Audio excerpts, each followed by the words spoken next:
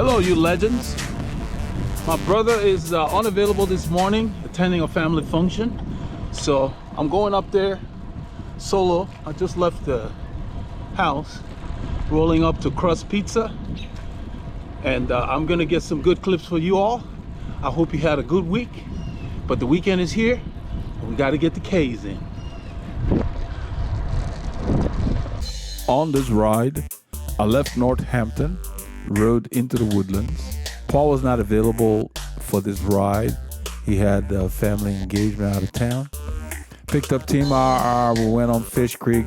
Pace was good. I filmed all of that. We got on Capitol Road.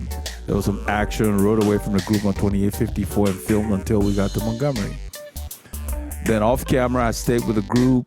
We went through on 149 North, which is lots of undulation. Came back down on Bethel Road there, 1097, back to 149, and we went behind the school, Montgomery High School, and took Spring Branch Road to 149. We stopped at a store there and then came back through the neighborhood, Grand Lake Estates to Honia Egypt Road, and took that back into the Woodlands. It was a very, very fast ride. The effort stayed high. There were a lot of action in the neighborhood, but I think you'll love the clips I got for you.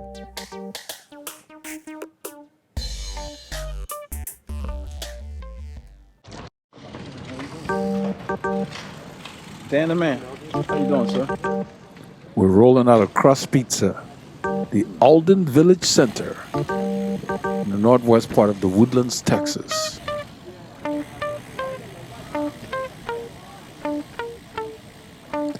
Took a little bit of coaxing to get these guys going. You can see the time, 7:39 it looks like. It's Austin right here. We're gonna chat a little bit. I'm just sitting at the back. So he's asking about Paul. Austin is one of the people that actually have genuine conversations, so I don't really mind talking with him. I told him that Paul's attending his ceremony out of town. He took his bike, definitely.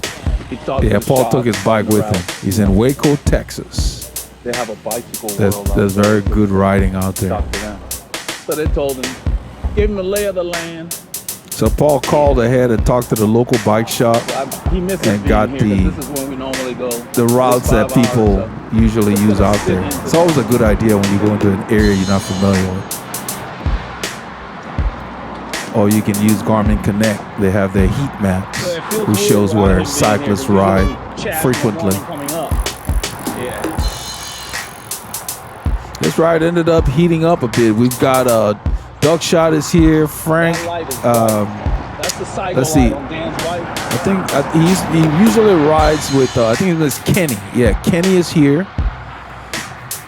And then later on, we pick up Jesus and Peter on 2854. Right before I stopped filming, Peter ended up coming back with us. Jesus did something different because this group ends up going to Taco Corner, and then we went into the forest.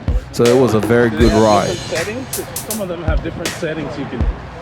We're talking about the light on Dan's bike, the Cycle light. That thing is bright. This camera doesn't do it justice. You can't look at it when you're behind him. You got to look away from it. It's very intense.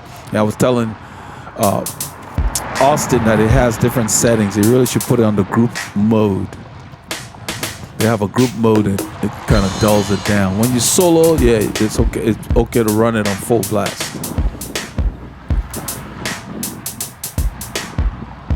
It's a very warm 20 Celsius. It says 20 Celsius. It feels like 24. Very warm morning.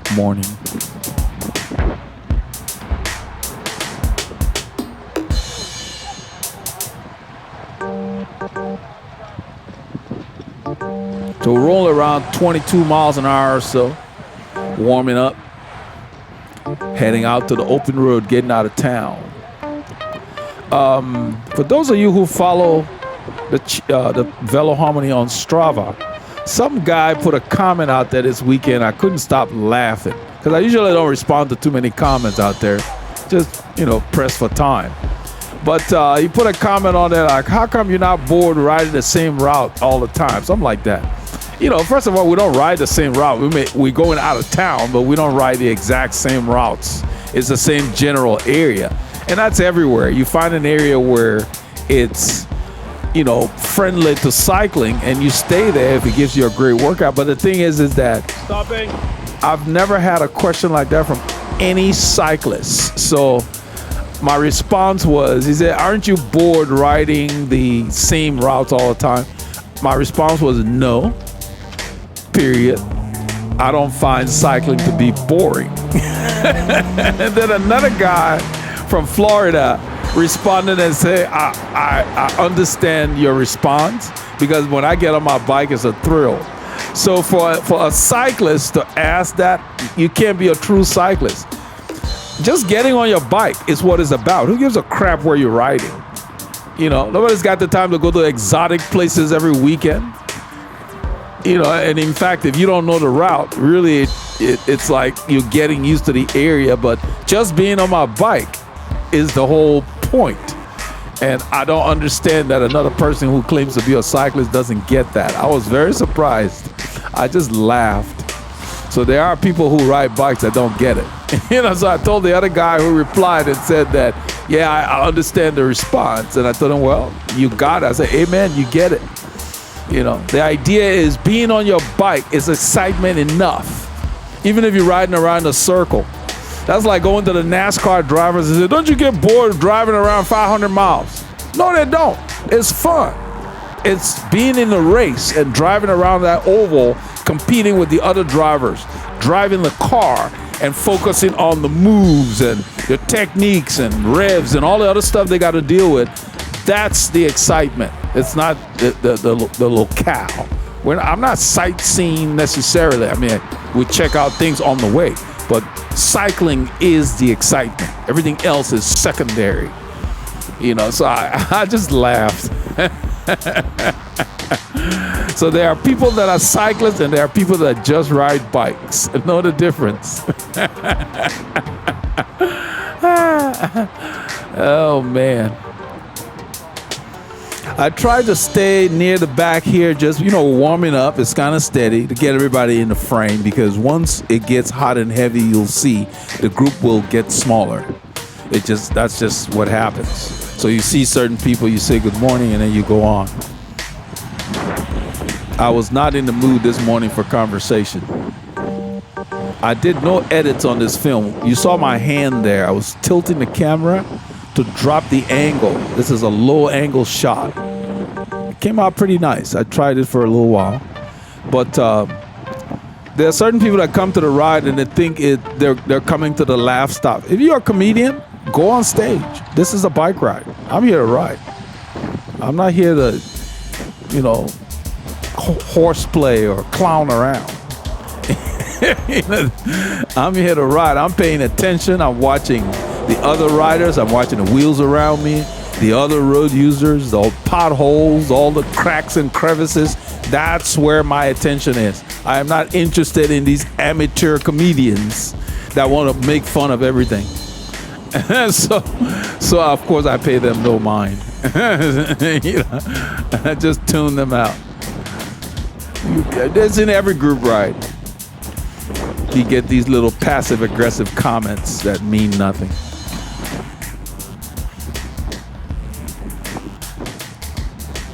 I don't pay too much attention to people who don't matter. Let's put it that way. Everybody's got an opinion about something, and people say stuff. I'm like Teflon Don. It just slides off. I could care less. Everything I do has a purpose. So,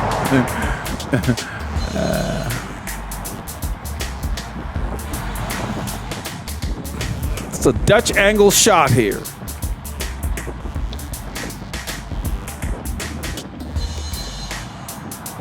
We used to get that with the other gimbals. This one here, I had to intentionally do that.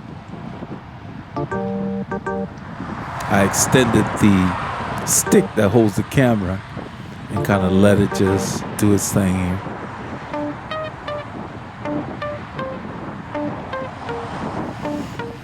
So as the ride heats up later, the guys go at it, and we start doing lots of surges and attacks and this and that. And then when we get to 2854, it's clear that the group is trying to take a breather, and I don't let up. I hit 2854 and turn. I'm not going that hard. I just keep the same effort. And I turn into the wind, so my speeds are low, but you will see that the group gets distanced. I don't know what this guy doing here. He's across the road. There's a car coming in that left turn lane. You got to be paying attention. We're coming on the way back, and once again, Abby had to go across the yellow line on Spring Branch Road, and there was a car trying to pass in that lane that's supposed to be open. And so I just told her, I said, what are you doing? There weren't that many of us, so it was not necessary. He's just all over the road like he has the highway closed. I mean, the way he rides, I don't know. For somebody who rides a lot, that's like Russian roulette. I don't take chances. I am very predictable on the bicycle. He's just all over the road. And I told him, I said, man, I don't know what you're doing, but you're about ready to get run over. And so this is on this ride off camera, coming back on Spring Branch Road. And then shortly after that, I kind of let the group go for a bit because I knew they were stopping at a store, just backed off the effort. I was pretty much out of fluids. I did not load up fluids at Taco Corner because it was kind of early. But then we went so far out. We went all the way to Bethel near 149, which is an area that Paul and I frequent. Hence the comment from the guy who's following us on Strava, don't you get bored riding the same routes? It was clear that it's somebody who doesn't ride much. I'm riding my bike. Every ride has a purpose. I'm focused on pushing my engine. I don't give a crap about. I'm looking for hills. I'm looking for wind or whatever that will help me do the work. So I don't worry about the location. I'm looking for quiet roads that are friendly to cycling. I don't get on my bike to go sit in traffic. That does not increase my fitness. I look for areas with high exercise potential.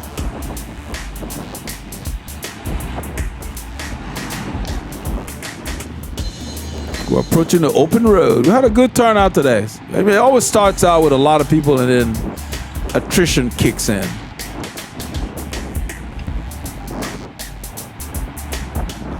So right here in the curve, you're going to hear somebody say, oh, I like that shirt or something. I was focused on other things.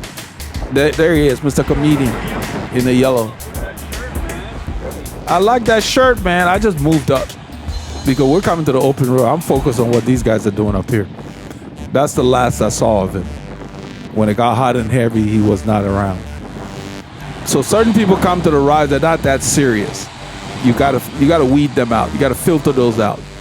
Same thing when you go to a competition. You guys know, those of you who compete, when you go to races, you focus on the people who are actually placing or who are making the race. You want to stay close to them.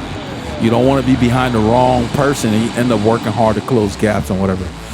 So he was chatting about my kid, and I was moving up to make sure that when we turn, I wouldn't be filling any gaps. That's what's on my mind. So he's not here to ride, he's here to mess around.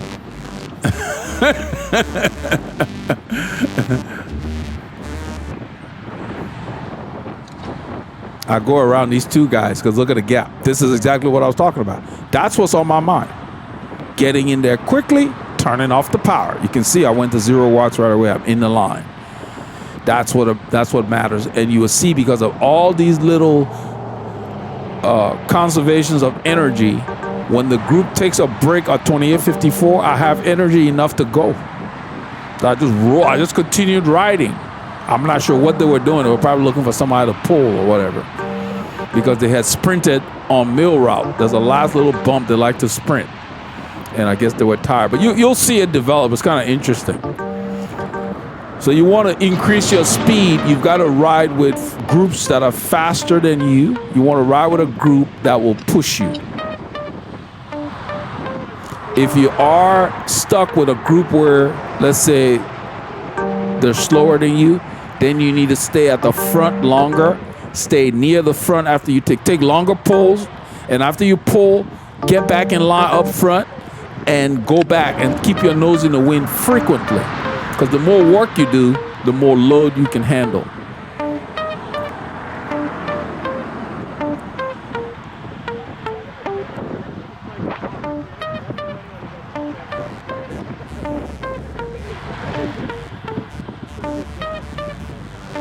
So I get the camera settled and then I move up on Tim's wheel here. So when you go to the group ride, pay attention to the people who are serious. Forget about those that are clowning around. It's the clowning around that creates a lot of crashes. When the ride is at its best, things are very safe. When people are messing around, don't participate in that, because that's when you have a lot of crashes. All the horseplay. It's not necessary. Stick to the business of riding.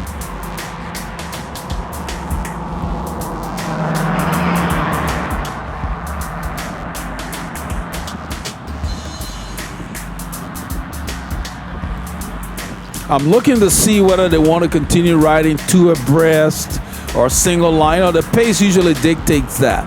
And I'm not really sure what's going on there, but you can see we've got people on, there's not a single file line, and we're not doing a rotating pace line, so I'm not sure why we got two lines.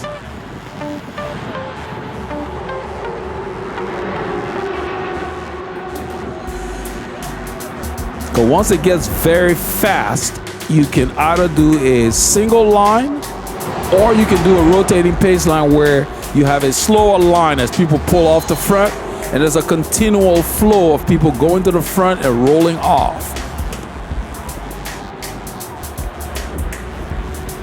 But a lot of people here are not very disciplined enough to do that. They continue to accelerate when they come to the front, and so there's a constant acceleration to where it breaks the line. They don't know how to keep the speed steady when you have a rotating pace line. So it takes some work, but it is very effective, taking shorter pulls and working together. In this group, people don't really work together. Everybody's trying to go faster than the last guy who was at the front. So the speeds just keep going up till they can't pedal anymore. And you will see that. So there's a difference. If you work together, it's more sustainable than if you guys are just racing each other. The other guy, if somebody's at the front pulling, then you come around past them, and you will see people do that. But people are doing that because it's just people are testing themselves on the climb, or that's something they just like to do or whatever. But it's almost like we're not really riding together per se, from how I was taught. If you're going to work together with someone, you don't try to drop them while you guys are working together. So when the person is done pulling, you go through and continue to work at a similar effort. You don't try to raise the pace to break the person, because then you end up with no help. So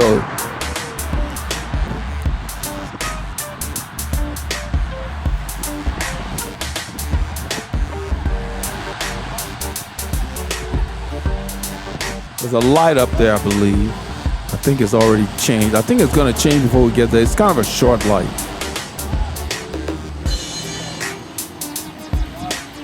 Yep, turns green. And I'm watching to make sure what we're doing here.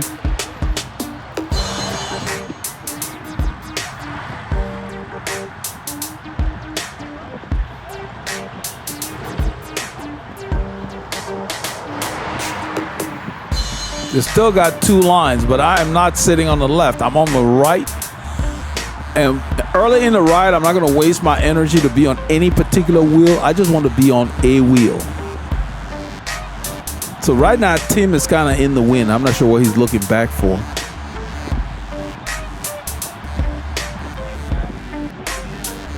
He will end up letting us go as the pace picks up. So right now, the group on the line on the left, I don't know how long they're going to keep that up.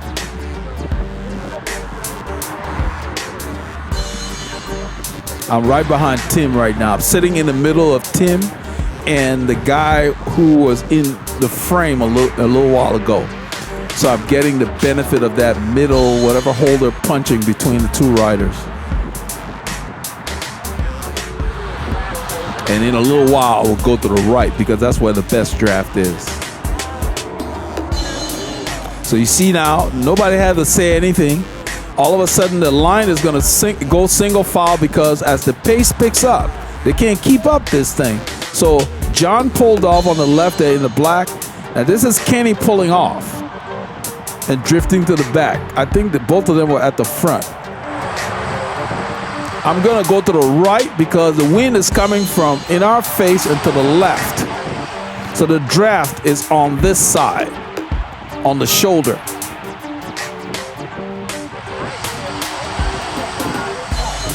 So that line on the left, they're working hard. And normally if you're doing a rotating pace line, then the line on the left would be like the fast line, and the line on the right would be for people who are pulling off. So you will pull off. You pull off into the wind, actually. So people on the right are in shelter.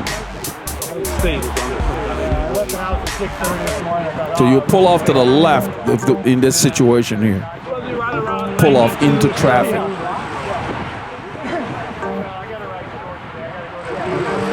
So Kenny's telling me that he's got to ride short. He's not going to stay because the group is going into the forest once they get past Taco Corner. And he said, nah, I'm not going to go. I'm going to come back. And so everybody has different plans when they come on the ride. So when you come on the ride, don't follow the effort of the people who are not going to do the distance you're going to do. Unless, you know, you're just that fit to where it doesn't matter. But stay with the people that are doing the duration of the ride similar to yours, because they're going to measure their effort based on how far they're going. We have a lot of riders here that go very hard early, and then the third hour,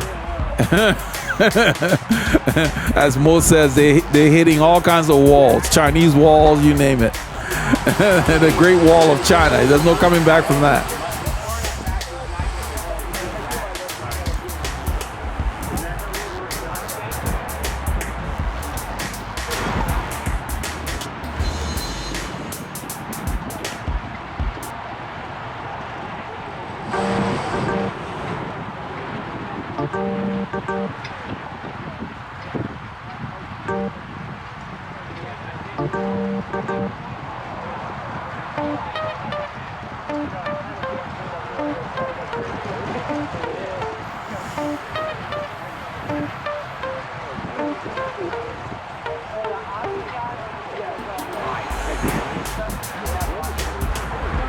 So this is the part of Fishcreek. You can visually see the road going up. It's at 2% a second ago, but it doesn't need to be like a high grade. But when you're riding for, say, 10 kilometers and the gradient is continually there, you feel it. And with the kind of gearing we're using, you know, we're doing what, 22, 23 miles an hour or so, and going up 1 to 3% bumps. You have to really, really watch your effort, because everything in this direction is going up. That means for the rest of the ride, we're going to be going up.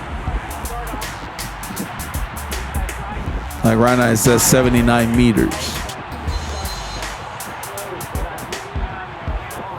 The grade percentage, above the grade percentage, that lets you know how many meters you're gaining.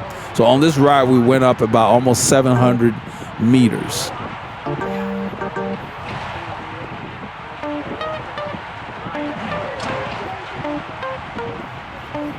For those of you doing the feet, it's a little over 2,000 feet. It's just 3.2. I think Tim has had it. I think somebody pulling up harder here. Because look at my watch, 500 something watt. I had to go harder all of a sudden.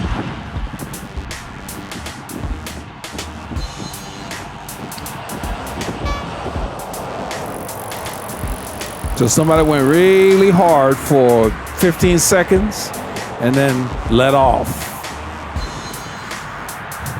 as opposed to just keeping a steady pace. So in the group, you don't always get what you want. So depending on the kind of group you're riding with, you got to get used to that.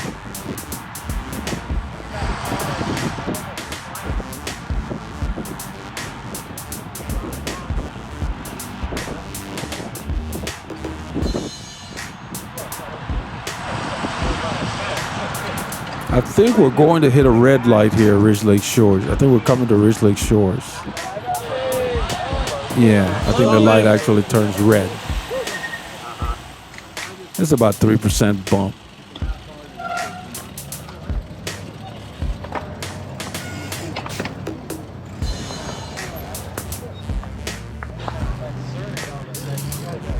New kit?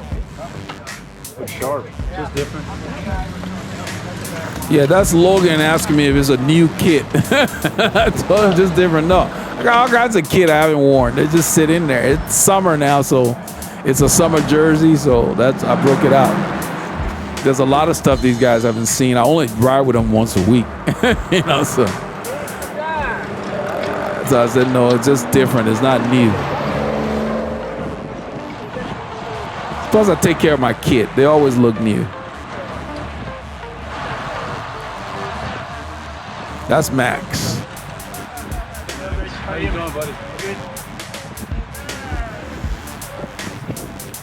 Max looked there like he was working.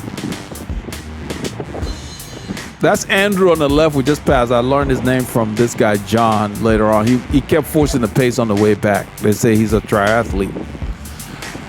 Yeah, he really doesn't know how to ride with others. They ride to where they splinter the group and then they're alone and then they sit up.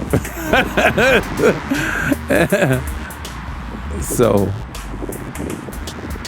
that's okay. You don't need. It's good. Let people do. Let them have fun. Let them do what they want to do, and just recognize the fact that not everyone is a student of the sport.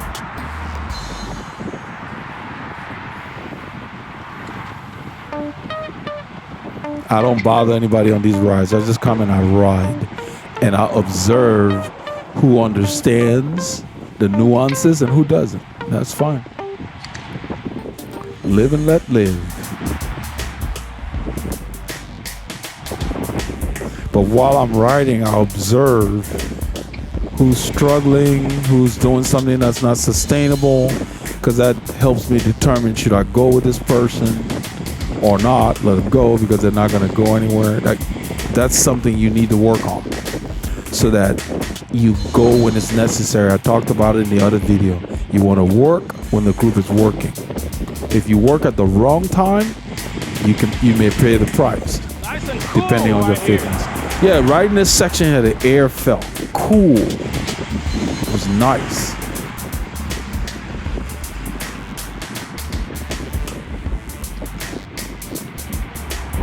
And in this stretch, before we get to the overpass, it's just up and down. Right here, it's up again. Gets to like 2.5, percent. Then it levels off. Then it'll go downhill. If you look in the distance, it will curve to the right and kick up. So you've got to be shifting. You got to keep your rhythm. So in the group, most of the time you're soft pedaling. And so when it's time to go downhill, you don't want to spin differently than you've been spinning, so you keep your tempo in the similar range so you don't upset your engine.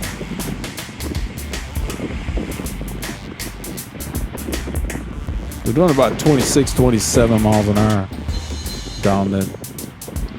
In this ride, we got up to like 35 miles an hour. Once we got on 2854, yeah, you can make these bikes go pretty fast. There's 2%, 2 to 3%. We're doing about 22, 23 miles an hour. And this is sustainable. We're just riding at that pace. Oh, the effort is, for me, zone 2 right now. It'll probably go up to the bottom of zone 4 by the time we get up the overpass. But this is what makes you fast. The group will help you keep your effort up. And you're riding with other riders, and the pace is being controlled by different people. You're reacting to their rhythms. All of that forces you to adapt. And you're not necessarily in your comfort zone all the time. So we get on the overpass here. You can see we're approaching 40 kilometers an hour. I think this thing goes up maybe 3%. Now, John on the left always does this. Anytime the road goes up, he likes to go like that, but he's not really going anywhere. Look at Kenny spinning out up there. Everybody's doing something different. I just hold my rhythm. I try to keep it around 90 to 100. You can see the watts, 400 and some watts. With more than them, we're probably doing 600 and something watts. That's how much harder they go, you know.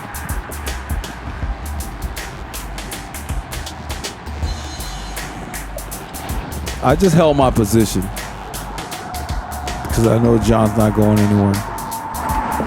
That's the guy we call Clément Champoussin. The AG2R Citron Mondial team.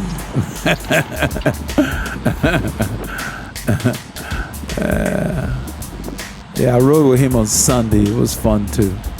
We got to ride with him on Sunday. We went out to the Trilex area. It was a nice ride.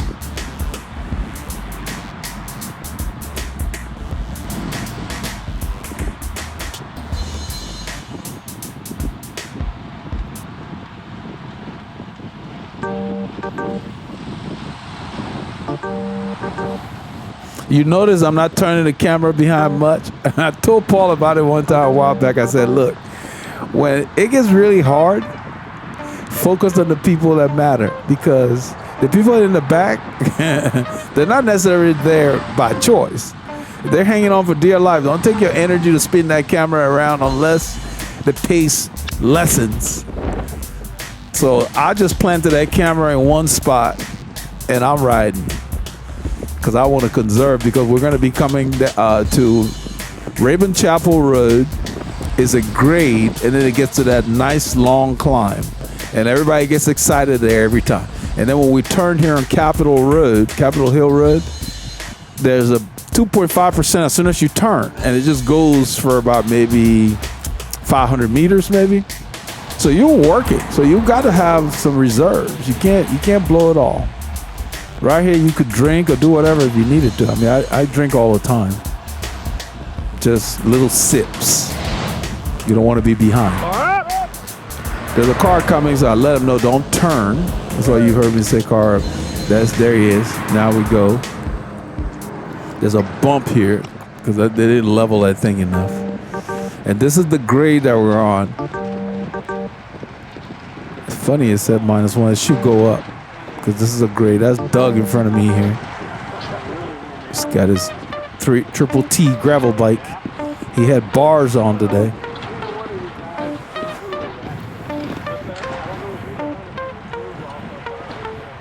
There's a lot of patina on this part of the road, so when it gets very bumpy, I usually would stand. But I can unload my bike without standing.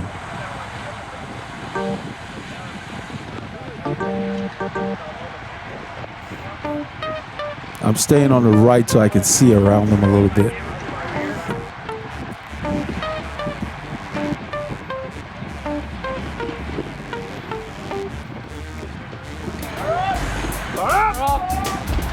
There are a lot of people drifting into the other side, the other lane, so we're letting them know there's a car coming. I don't like to be on that side. I stay close to the right edge of the road. Even in my car, a lot of the drivers, especially where I live, they don't pay attention. They're always doing something else, and you see them drifting. So no, I don't take chances. This is another Tim. We rode with him last week. I told him good morning. We talked at the store. He rides with us from time to time. He was on a solo ride. You can see how much room I'm making up, and I'm not pedaling. I get really low, and I just blast downhill. And this is where I'm starting to work, because the road's going up now. Close it up, check the car. I told Kenny to close it up as a car.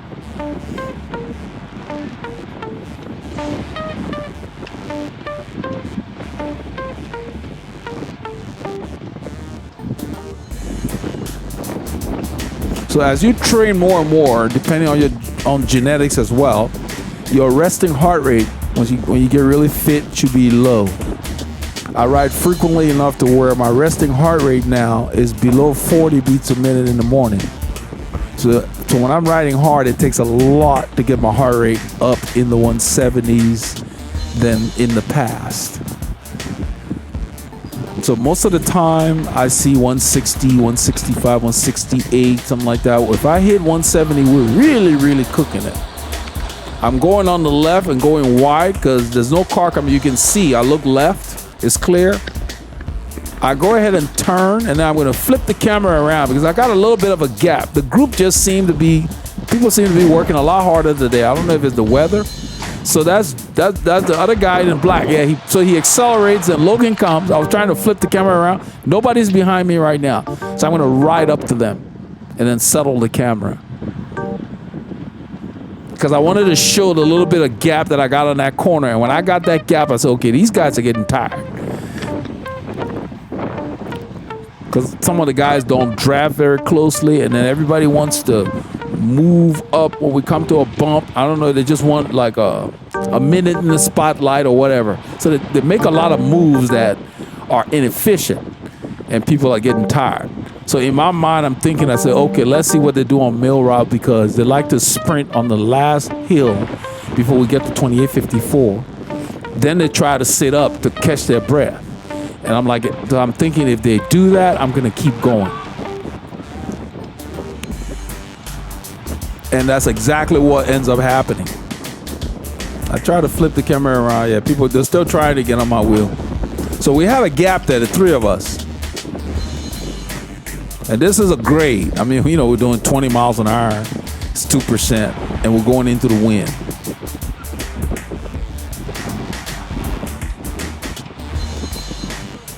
I'll probably have it in 53.19. I didn't do too much shifting on this stretch.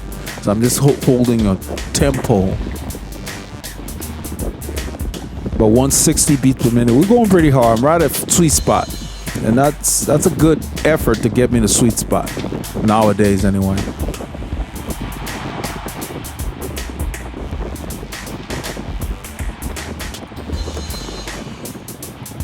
But you can see that my heart rate continues to go down as my body feels like, okay, my heart does not need to do that much work. Now that I'm sitting in the draft, we're not going that hard. Look at the watts. They're kind of, 150 or less, something like that. So when you're fit, your heart works like a tachometer of an engine. It'll go up, but when things settle, it'll come back down. That's your recovery from all the anaerobic intervals that you do. That's why you do anaerobic intervals, to teach your body how to recover, so you can tolerate hard efforts and you can recover quickly and go again.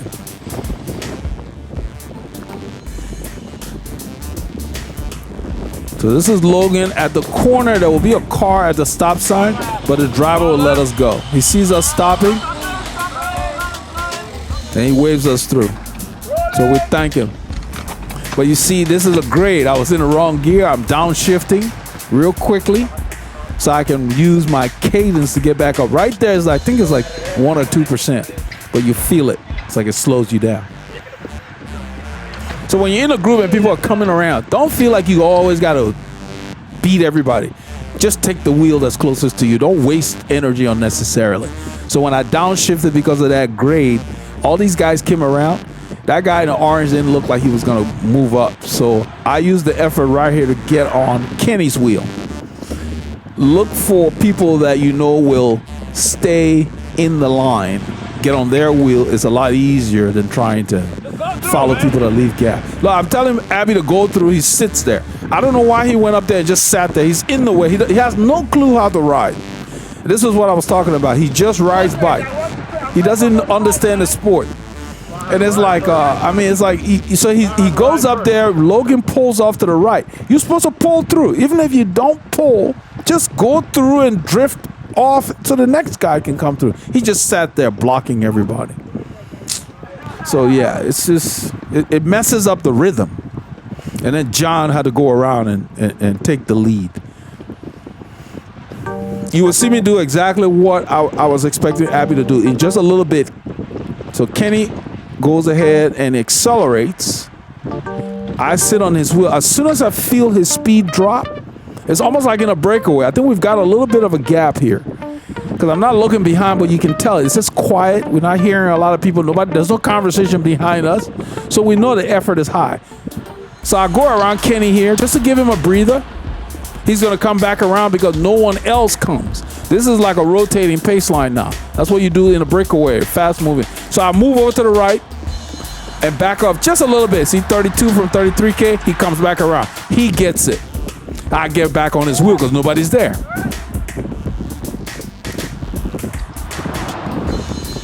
So when you're going that fast, you need 10 to 15 seconds of effort. Get off the front. The next guy comes in. That makes a big difference. It needs to be short. But we didn't have anybody else with the same mindset, you know.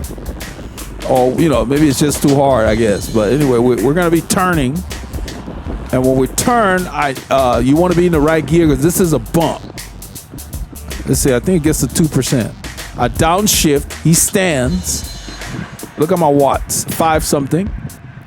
So now Abby comes around. He should have gone through back there. He didn't. He comes around for 2 seconds. Now he's gonna drift back again. He does that stuff all the time. Oh man, you're gonna play a game. You need to learn the rules. Otherwise, you don't look right. So anyway, I'm gonna sit on his wheel here. As Kenny he's holding it steady here. We're going downhill. It's somewhat down, yeah, -2, yeah, -1, -2. So we're gonna turn left. This road has a lot of patina, so I like to stay on the right because there are more smooth spots. As we go in the curve, the curve is it's an accelerating curve to a, well, I wouldn't call it a decreasing radius, but I would just say a tight radius. The good thing about it is it has a wide field of view, so you can see the other side of the road easily whenever we come through there.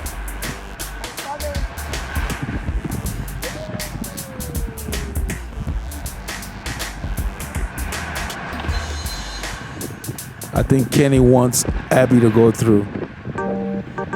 So he rolls through.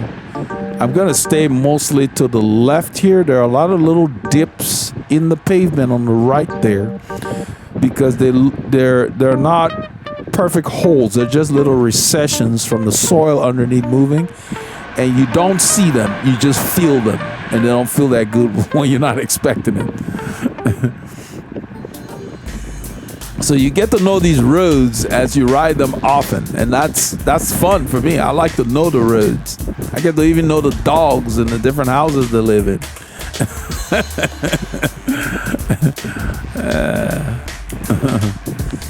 Because I would have no reason to be on these roads if it weren't for cycling. We're going to be turning left. Now this is how you turn. Stay close. He stands, I remain seated. I'm using the proper gearing. I'm keeping my rhythm the same.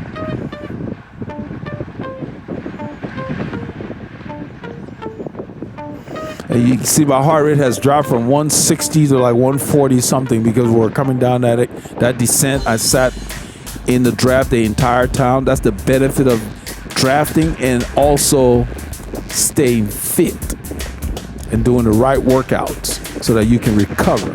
The road's going up, so my heart rate is going to climb as I do more work, use more watts. In a little bit, Abby's going to pull off.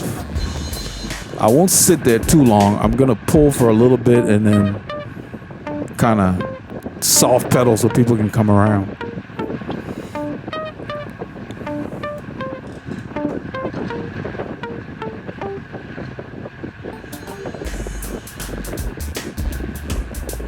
This entire section of this road is between 1 to 3%, and they repeat it. Every time the road goes up, you expect to work. So it's going up here, and I think in the distance we're going to turn right.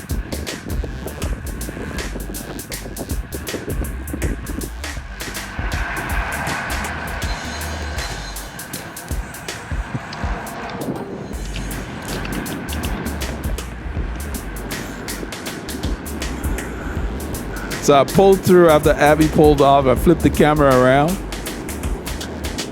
You can see the gaps between. Those guys are not drafting religiously. This is what I'm talking about. So they're spending a lot of energy. That's Rick over there. He usually rides with us. He's turning around. So he's turning around to join those guys in the back. So I let off just a bit because at 25K, about 15, 16 miles an hour. I moved to the right to encourage people to come around. I'm slowing down, actually. Yeah, there you go. So John comes through. You can count on John, always pull through. Every group has a handful of riders that don't mind putting their nose in the wind. And those are the people that get strong. That's the formula. You want to be fast, you got to do the work.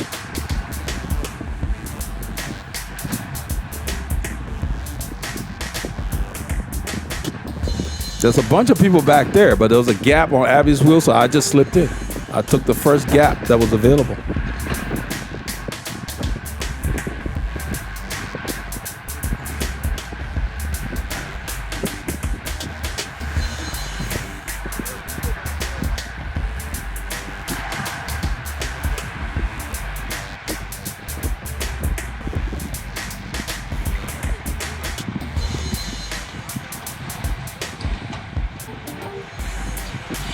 So when I train solo, when I go hard on my intervals, I'm doing 175, 177.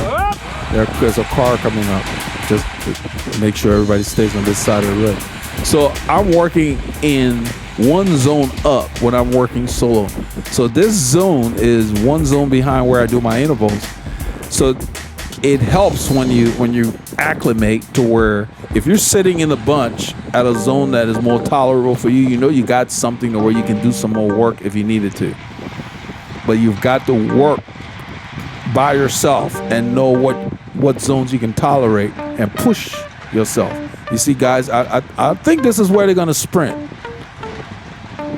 I'm just gonna sit in because this is where, yeah, this is the last hill. So everybody starts to sprint.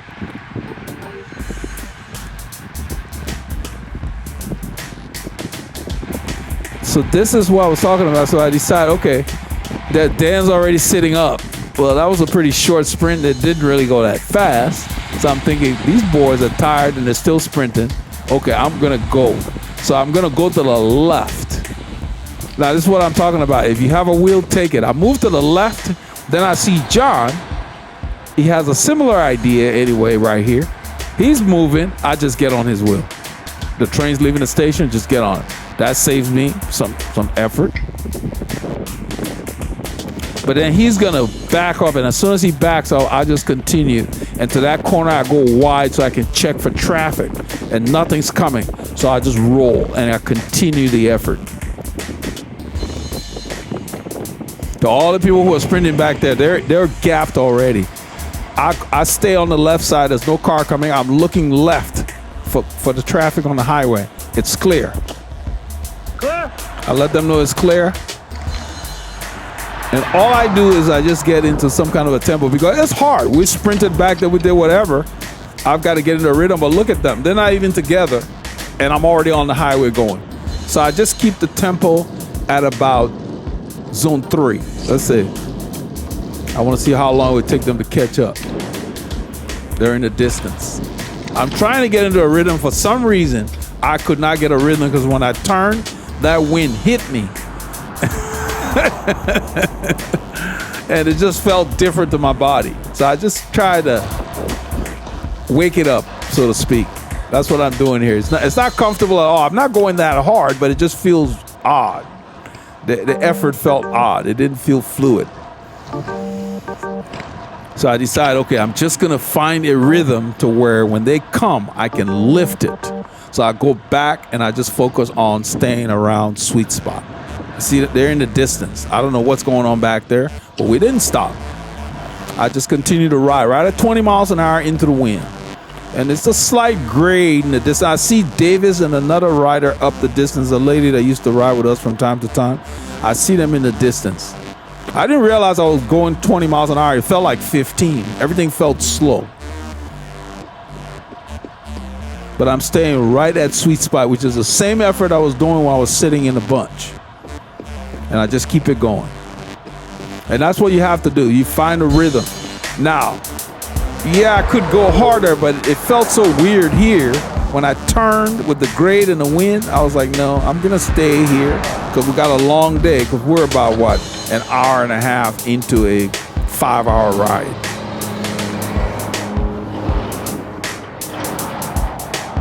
There they are. Now they're getting closer.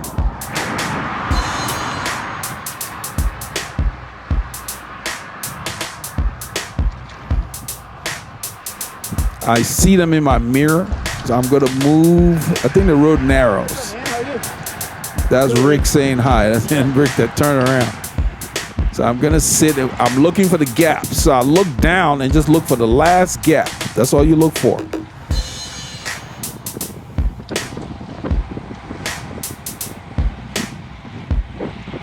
I'm not sure if it's this guy. No, Dan's the last one. So I get on his wheel.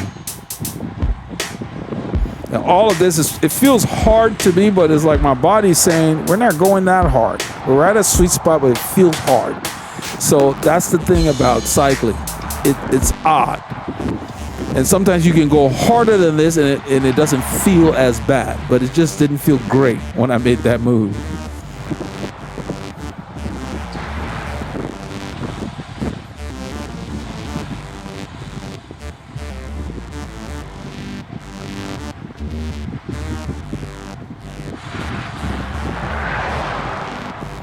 So I use my mirror. I know the lane is clear. That's why I'm on the road. We're going to be passing Davis and this other lady. I don't think they're riding together. Hey, Davis.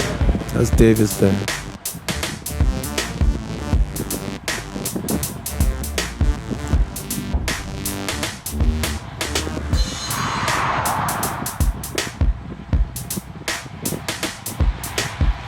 So to ride off the front like that and then sit on these guys, at this point I'm starting to feel better. So I'm gonna shift up, keep my gears like in the 80s, my rhythm in the 80s as far as my cadence. Because this is a grade here. I don't know how much it gets to, probably 2%. It's a grade, then it levels off and then we go downhill. Right there, there's a little bit of a slowdown. I'm not sure why, but it breaks up your rhythm. That's why you see me move to the left. I don't want to break my rhythm. So right here, it flattens out a little bit, and it's going to start descending towards Highway 105. We're headed towards Conroe, Texas.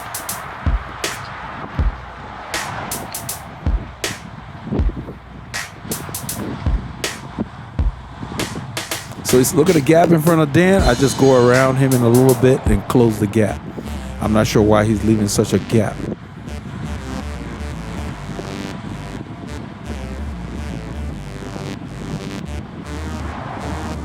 So once I close the gap, I don't want to slow down anymore. I just keep going. I'm doing about 35 miles an hour.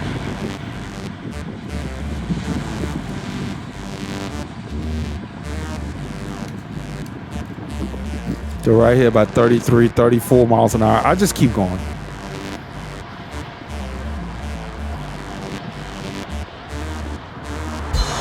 I'm not sprinting. I'm just riding. I'm probably riding a 53.13 or something like that.